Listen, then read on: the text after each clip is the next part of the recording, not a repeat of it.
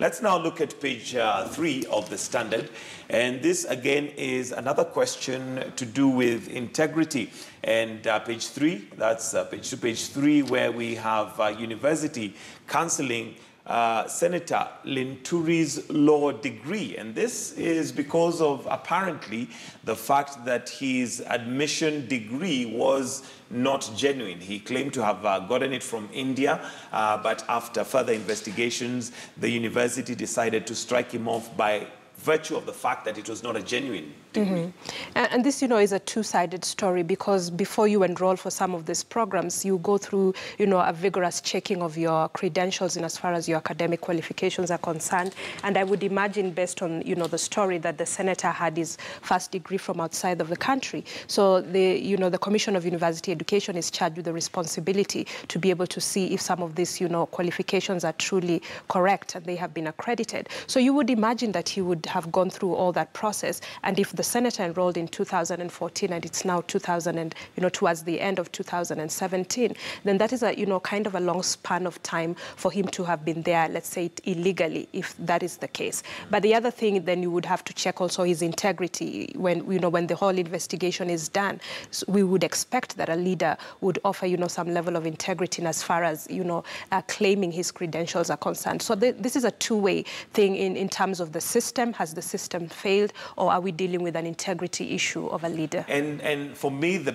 broader way of looking at this as well is on Chapter 6 of the Constitution on leadership and integrity. And even at the point of just being suspected to a point where your degree is cancelled, in other countries, one would basically tender in their resignation just on that basis. I mean, look at the UK. We have a number of leaders who've tendered in their resignation based on just accusations of sexual assault or things to do with integrity. But in Kenya, we seem to operate differently. It's like it never happened, and he still remains a senator.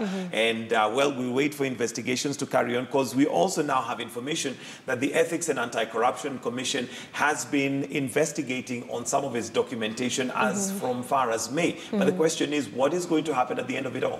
It may be something that, they would take action, but it could also be one of those things that is just swept, under the carpet, and we forget about it and life moves on. And I think we need to build a very strong culture where people are held responsible for their actions. And as you say, that in some of these countries, that culture is so embedded in them that as a leader, you have to have very strong, levels of integrity in some of these. Yes, and a value system, so that even if there is a sound or there is a rumor of some of these things, happening, then you're willing to step, just to step aside for investigations to take place. And that shows, a high level of integrity, because you are charged with the responsibility of so many people as a person who is supposed to create, and even a model for them. So that is something that we hope in the days to come that our leadership will be able to embrace issues of integrity. All right. And well, to use the words of one guest I had yesterday, I believe it was Brenda, she said, rather than call them leaders, we should call them politicians.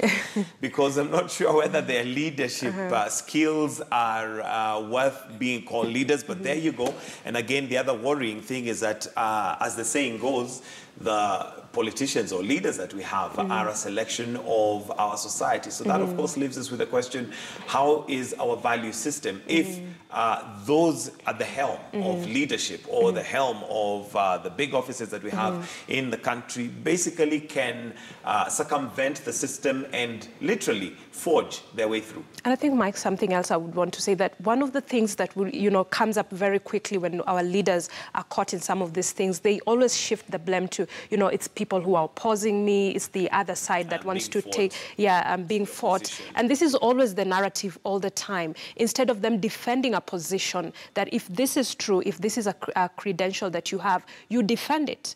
And you say, this is exactly what I have, I stand by it. There is no need to challenge another section if you are true and you know that this is something that you truly have. Absolutely. Well, the blame game continues, and let's wait and see how that is going to pan out. Let's look at page 4.